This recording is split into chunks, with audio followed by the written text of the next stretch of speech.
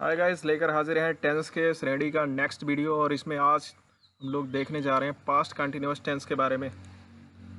Past continuous tense में इसकी identity यानी इसके पहचान को जान ले रहे हैं। परिचय किस तरीके से करेंगे कि ये सेंटेंस हमारा पास्ट कंटिन्यूअस टेंस में है। तो हिंदी सेंटेंस का पहचान करेंगे कि जिन हिंदी वाक्यांत में रहा था या रही थी या फिर रहे थे एट्सेट्रा पाया जाएगा तो वो पास्ट कंटिन्यूअस टेंस से रिलेटेड होगा। इंग्लिश सेंटेंस अगर होगा कोई भी और उसको पहचान करना है कि हमको ये किस टेंस में जा रहा है हमारा ये वाक्य, तो उसमें वाज अथवा वेर और प्लस उसमें आईएनजी लगा होना चाहिए, यानी वाज अथवा वर और आईएनजी इसमें जुड़ा होना चाहिए, तभी ये पास्ट कंटिन्यूअस टेंस के अंतर्गत आएगा। और साथ ही साथ आईएनजी फॉर्म का इसमें विशेषकर ध्यान रखिएगा।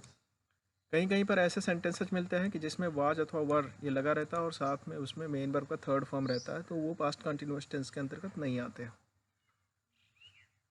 देखते हैं इसके ट्रांसलेशंस को समझ ले रहे हैं। तो Hindi to English translation rule क्या है इसको देखते हैं। तो सबसे पहले इसमें सब्जेक्ट यानी जो करता है वो आई तथा सिंगुलर नंबर एक वचन के साथ में, यानी अगर करता आई यानी मैं आ रहा है, अदरवाइज सिंगुलर नंबर का कोई भी सब्जेक्ट आ रहा है तो उसके साथ में जो हेल्पिंग वर्ब यानी सहायक क्रिया लगानी है हमें वो लगानी है वाज। नेक्स्ट आता है आई, यू तथा दे और अन्य बहुवचन के साथ में, यानी आई यू दे, ये जो सिंगुलर अदरवाइज प्लूरल में जो भी है या सेकेंड पर्सन है या फर्स्ट पर्सन में है, इनके अलावा जितने भी प्लूरल नंबर के सब्जेक्ट होंगे उन सभी के साथ में हेल्पिंग वर्ब का जो इस्तेमाल करना है वो वर का इस्तेमाल करना है। और थर्ड ऑप्शन है इसमें सभी प्रकार के वाक्यों में आईएनजी फॉर्म का इस्तेमाल करते हैं। तो इस तरीके से that's a very easy step how we can translate the sentences Hindi to English. Now see the structure. तो सबसे पहले हम लोग अफर्मेटिव सेंटेंस के बारे में जानेंगे। तो let's see the structure of affirmative sentence. तो first of all we write the subject of that sentence and next we put the helping verb of that sentence or that tense। उस tense का जो helping verb होगा was अथवा वर, उन दोनों में से कोई एक पुट करना पड़ेगा, हमको रखना पड़ेगा। Next step we will put the main verb of that sentence और it will be related from the first form. ये पहले फॉर्म से रिलेटेड होगा, यानी मेन वर्ब का फर्स्ट फॉर्म लिखना पड़ेगा इसमें। Then we will add I N G and next put the preposition and follow the object and other word, full stop. तो यानी हमने सब्जेक्ट सबसे पहले लिखा, फिर उसके बाद में वाज अथवा वर लगाया सब्जेक्ट के आधार पे, फिर मेन वर्ब का फर्स्ट फॉर्म लिखा, उसमें आईएनजी जोड़ा, फिर प्रीपोजिशन लिखा, फिर ऑब्जेक्ट लिखते हैं, फिर अदर वर्ड मेंशन कर देते हैं। एग्जाम्पल को देखते हैं, जैसा कि पिछले वीडियो में हम लोग देखते आ रहे हैं। तो इसका ट्रांसलेशन करके हम लोग सीखेंगे। तो ट्रांसलेशन किस तरीके से करते हैं, तो सबसे पहले हमने लिखना है सब्जेक्ट। तो सब्जेक्ट इसमें मोहन है, तो मोहन को हम लोग लिख ले रहे हैं। तो यहाँ पर हमने मोहन लिख दिया है। मोहन के बाद में हमको हेल्पिंग वर्ब लिखना है। तो हेल्पिंग वर्ब में बताया गया है कि आपको वाज अथवा वर में से दोनों में से कोई एक सेलेक्ट करना है। तो यहाँ पर हमारा जो मोहन है वो थर्ड पर्सन है, सिंगुलर नंबर यानी एक वचन करता है। चूँकि मोहन एक ही हो सकता है, एक ही बंदे का नाम हो सकता है, तो यहाँ पर मोहन एक वचन और इसके साथ में लगेगा वाज। तो मोहन वाज, फिर मेन वर्ब का आईएनजी फॉर्म लिखना है। तो वॉकिंग होगा, इसमें वॉक लिखेंगे और इसमें आईएनजी जोड़ देंगे तो वॉकिंग। और किसके साथ घूम रहा है, सीता के साथ में, तो यहाँ पर सीता लिखेंगे, लेकिन प्रीपोजिशन आ रहा है उसमें आपका विद यानी साथ, तो उसकी अंग्रेजी हमको विद लिखना पड़ेगा। सीता और कहाँ पे घूम रहा है, जंगल में, तो इन दी फॉरेस्ट और फुल स्टॉप। इस तरीके से इसका ट्रांसलेशन बनेगा, Mohan was walking with Sita in the forest. Next, किसान अपनी पत्नी के लिए सामान ला रहा था। तो किसान है तो सबसे पहले फार्मर। अब चूंकि एक ही किसान के विषय में बात हो रही है तो ये निश्चित है सिंगुलर नंबर होगा, तो वाज लिखेंगे। तो फार्मर वाज, और लाना का अंग्रेजी होता है ब्रिंग, तो इसमें आईएनजी जोड़ेंगे तो ब्रिंगिंग हो जाएगा। तो फार्मर वाज ब्रिंगिंग, क्या ला रहा था, सामान, तो यानी थिंग्स। इसके लिए ला रहा था, अपनी पत्नी के लिए है, तो फॉर हिज लगेगा, फॉर हिज। तो farmer was bringing things for his wife, यहाँ पे लिख देंगे और full stop.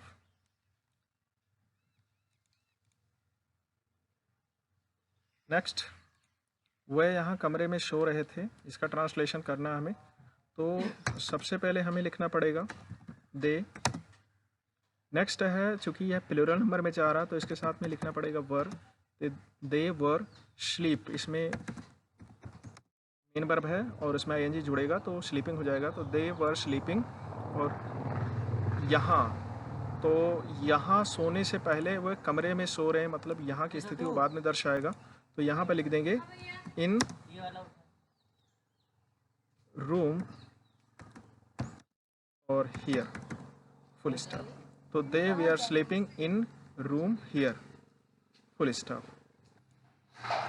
Next negative sentence को देखने जा रहे हैं हम लोग। निगेटिव सेंटेंस में क्या होगा कि सबसे पहले आपको लिखना होगा सब्जेक्ट, इसके पश्चात में लिखेंगे वाज अथवा वर, फिर नॉट लिखना पड़ेगा, फिर मेन वर्ब का फर्स्ट फॉर्म, फिर उसमें आईएनजी जोड़ते हैं, फिर प्रीपोजिशन लिखते हैं, ऑब्जेक्ट, फिर अदर वर्ड और फुल स्टॉप। आइए इसका ट्रांसलेशन के माध्यम से समझते हैं किस तरीके से ट्रांसलेशन होगा।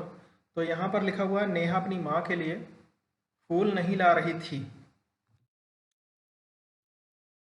ला रही थी।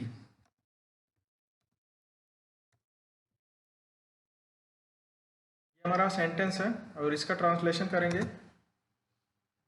तो सबसे पहले हमारा सब्जेक्ट है नेहा, तो नेहा लिखेंगे। फिर नेहा सिंगुलर नंबर है तो इसके लिए हेल्पिंग वर्ब बनेगा वाज। फिर निगेटिव सेंटेंस आ रहा है, इसमें निगेटिव में जा रहा है ये वाक्य हमारा, तो यहाँ पर लिखेंगे नॉट।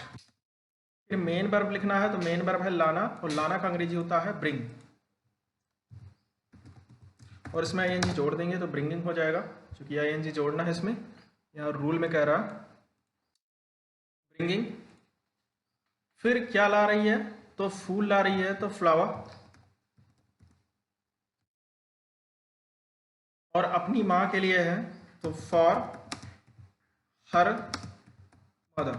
चूंकि यहाँ पे लड़की का नाम आ रहा है तो लड़की के नाम के साथ में अपने की अंग्रेजी हर हो जाता है। आगे देखते हैं नेक्स्ट ट्रांसलेशन। हम मेरे घर नहीं आ रही थी,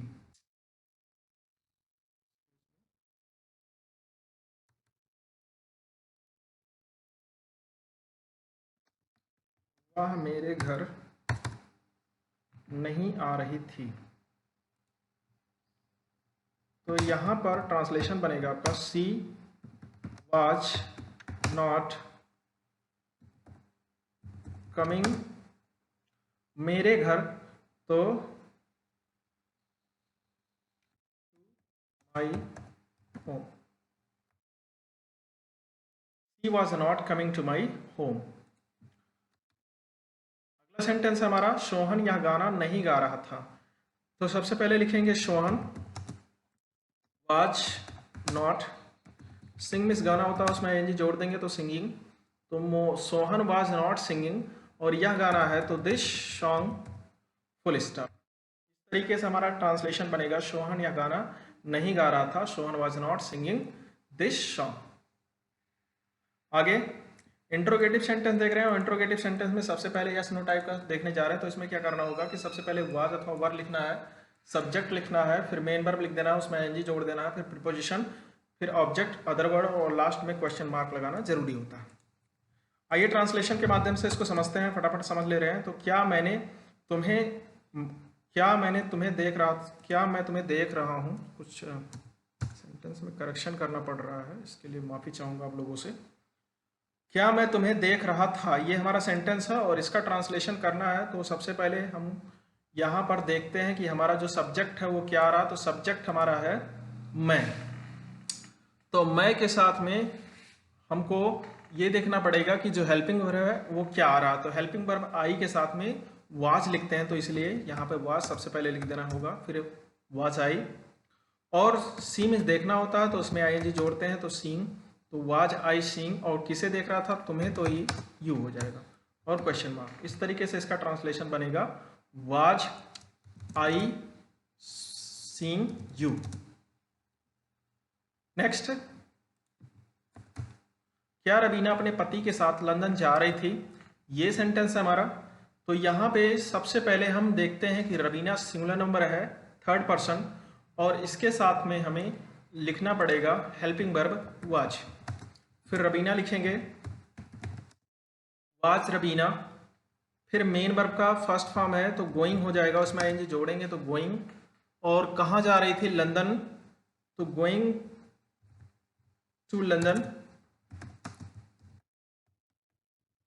लंदन। और किसके साथ में? तो अपने पति के साथ में। तो साथ यानी प्रीपोजिशन है तो उसकी अंग्रेजी सबसे पहले लिखेंगे विद, और फिर अपने पति तो लड़की का नाम है तो लड़की के साथ हम लोग अपने की अंग्रेजी हर लिखते हैं, हर, और पति का हस्बैंड, क्वेश्चन मार्क। नेक्स्ट आ रहा, क्या हम लोग रात में खाना नहीं पका रहे थे? तो इस सेंटेंस का ट्रांसलेशन बनाना हमें, तो सबसे पहले हमें देखना पड़ेगा कि सब्जेक्ट क्या है। तो सब्जेक्ट है हम, और हम के साथ में जो हेल्पिंग वर्ब यूज हो रहा वो वर यूज हो रहा, तो सबसे पहले वर लिखते हैं, फिर सब्जेक्ट लिखेंगे वी, और पकाना का कुक हो जाएगा तो कुक लिखेंगे, उसमें आईएनजी जोड़ देंगे कुकिंग। और क्या पका रहे हैं? तो फूड। और कब पका रहे हैं? रात में, तो इन दी। एक चीज ध्यान रखिएगा कि यहाँ पर सब्जेक्ट चाहे हम होगा या हम लोग होगा, दोनों कंडीशन में हम की अंग्रेजी यानी हम लोग या हम होगा, दोनों कंडीशन में इसकी अंग्रेजी भी ही लिखा जाएगा। WH टाइप सेंटेंस को देख ले रहे हैं तो WH टाइप में क्वेश्चन वर्ड ही सबसे पहले लिख देते हैं, बाकी सारे कंडीशन सेम होते हैं जो यस नो टाइप में होते हैं, और लास्ट में क्वेश्चन मार्क लगा देते हैं। रूल क्या है देखते हैं फटाफट। तुम सब यहाँ क्या कर रहे थे? तो यहाँ पर सबसे पहले क्वेश्चन वर्ड लिख देना है, तो क्या है और क्या की अंग्रेजी होती है? व्हाट। फिर तुम्हारा सब्जेक्ट, तो इसके साथ में वर लगेगा हेल्पिंग वर्ब, और सब्जेक्ट है यू तो यू लिखेंगे, तो व्हाट वर यू कर रहे थे, तो यहाँ पे डू लिखेंगे और आईएनजी लिख देंगे इसमें, तो डूइंग, तो व्हाट वर यू डूइंग। और यहाँ है तो हियर और क्वेश्चन मार्क, तो ये हो जाएगा कि what were you doing here. और यहाँ पर भी ध्यान रखिएगा कि तुम की अंग्रेजी भी यू होती है और तुम सब की अंग्रेजी भी यू ही लिखते हैं।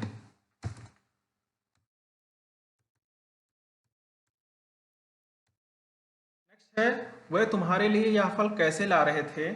तो यहाँ पर सब्जेक्ट हमारा जो बनेगा वो वह बनेगा, तो यहाँ पर सबसे पहले हमको प्रश्नवाचक शब्द की अंग्रेजी लिख देनी है, तो हाउ, ये हमारा बन रहा है प्रश्नवाचक शब्द। और वह सब्जेक्ट है तो इसके साथ में हेल्पिंग वर्ब वर लिखना पड़ेगा, और सब्जेक्ट हमारा वह है तो दे हो जाएगा, और लाना का ब्रिंग होता है तो उसमें आईएनजी जोड़ेंगे तो ब्रिंगिंग हो जाएगा, और यह फल है तो दिस फ्रूट हो जाएगा, दिस फ्रूट हो जाएगा।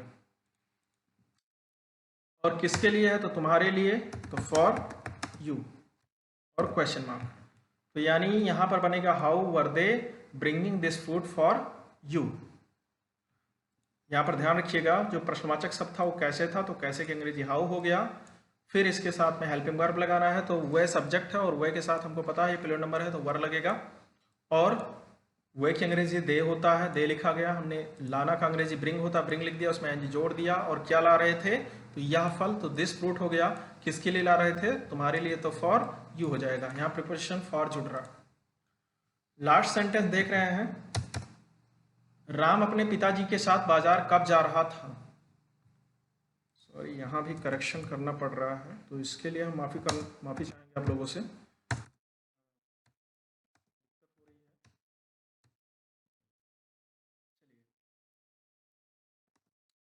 राम अपने पिताजी के साथ बाजार कब जा रहा था? तो सबसे पहले प्रश्नवाचक शब्द देखते हैं, तो वैन आ रहा है तो वैन लिखेंगे, फिर राम है सब्जेक्ट तो इसके साथ वाज लगेगा, फिर सब्जेक्ट लिखते हैं राम, तो वैन वाज राम, और जा रहा था तो गो, और उसमें एनजी जोड़ेंगे तो गोइंग, तो वैन वाज राम गोइंग। और कहाँ जा रहा था? बाजार, तो टू दी मार्केट। इसके साथ जा रहा था? अपने पिताजी के साथ में, तो विद, और अपने के साथ, अपने की अंग्रेजी राम के साथ में हिज लगेगा, और प्रश्नवाचक मार्क लगा देते हैं यानी क्वेश्चन मार्क लगा देंगे। तो इस तरीके से हमारा ट्रांसलेशन बनेगा, राम अपने पिताजी के साथ बाजार कब जा रहा था? तो when was Ram going to the market with his father. तो आशा करता हूँ आप लोगों को ये वीडियो पसंद में आएगा, और इसी के साथ में नमस्कार, आपका दिन शुभ हो।